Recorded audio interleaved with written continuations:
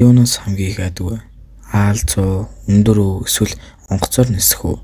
Хүн бүртэл үл ойлгох гэхдээ жинхэнэ мэдрэгддэг нэг айдас байдаг. Сайн уу? Нэрд нь. Өнөөдрийн бичлэгээр хамгийн түгээмэл 5 фобиотод танилцуулъя. Эхлээд юуны түрүүнд фобио гэж юу вэ? Фобио гэдэг нь энгийн нэг айдас биш. Энэ бол бодол, мэдрэмж, биеийн хариу үйлдэл бүгдийг хянаж эхэлдэг сэтгэлзүйн эмзэг юм. Нэгдүгээрт арахнофобио. Аалзнаа сайхан айдас. Арахнофобио гэж юу вэ? Арахнофобио бол аалз болон зарим тохиолдолд аалзтай төстэй амьтдаас маш хүчтэй хяналтгүй байж сэтгэл түгшиж мэдрэх юм аа. 10 хүн тутмын нэг нь ямар нэг хэмжээгээс арахнофобиотой байдаг. Ялангуяа эмэгтэйчүүдэд илүү түгээмэл байдаг. Хоёрдугаарт офиодофио. Могоноос айх хобби. Фобио. Эртвээс л могой хүн төрөлхтний хамгийн аюултай дайснуудын нэг байсаар ирсэн. Харин орчин үеийн бидний тарих энэ мэдээллийг мартаагүй бололтой бүр зураг харсан ч хариу үйлдэл үзүүлдэг судалгаагаар нотлогдсон. Офиодофио гэж юу вэ? Офиодофио бол могой тэрч байтугай могойтой төстэй дүрс зураг бодлоос маш хүчтэй айх айдас юм. Энэ нь херботофио гүрүүл мөлхөгч амтнаас айхын дэд төрөл нөө.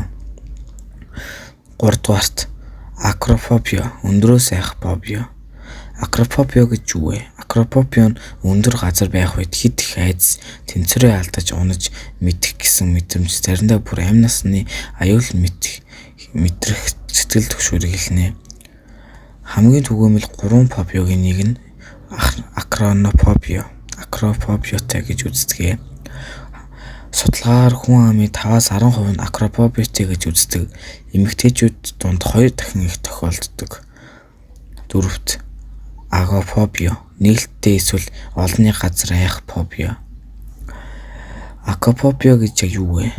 Тэр нь олон хүнтэй газар, жишээ нь зах, концерт, гудамж, ороход хэцүү санагдах орчин, метро, автобус, онгоц, өргөн талбай, гүүр, кино, театр мэт. Эсвэл тусламж дуудах боломжгүйгээс төсөөлөгдөх нөхцлөөс айх хүчтэй фобио юм.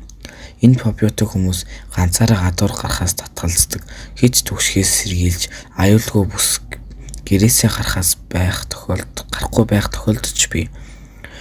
Агофобио нь зөвхөн олон хүнтэй газраас айх биш. Энэ бол паник атакаас дахин айх айдас юм аа. Хүн өмнө нь гинтийн сэтгэл готрол түгшүүрийг дайралт мэдэрсэн газар дахин очихоос маш их болгоомжлдог. Энийг нь паник атак гэдэг юм аа. 5 дугаарт клаустрофобио. Давчуу орсноос айх фобио. Та хаалттай өрөөнд ороод амьсгалахад хүндрэлтэй зөрөгчөн цохилж хаалга дуус хараад сандарч байсан уу? Магадгүй танд клаустрофобиотой байж мэднэ.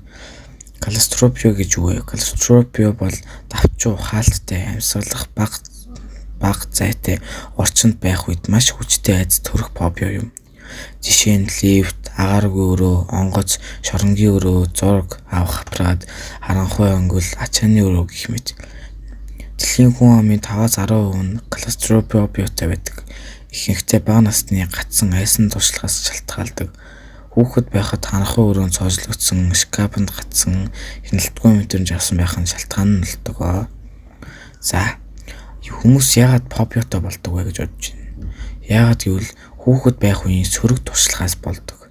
Сэтгэл зүйн өв уламжлалт, гэр бүлд байх, мэдээллийн нөлөө, мэдээ, кино, сошиал зэрэг олон зүйлүүдээс болж фобиотой болдог байна. Чиний фобио юу вэ? Сэтгэл дээр бичээрэй. Мөн энэ бичлэгийг найзуудтайгаа хуваалц. Тэд ч бас юунаас айдгаа мэдж магадгүй.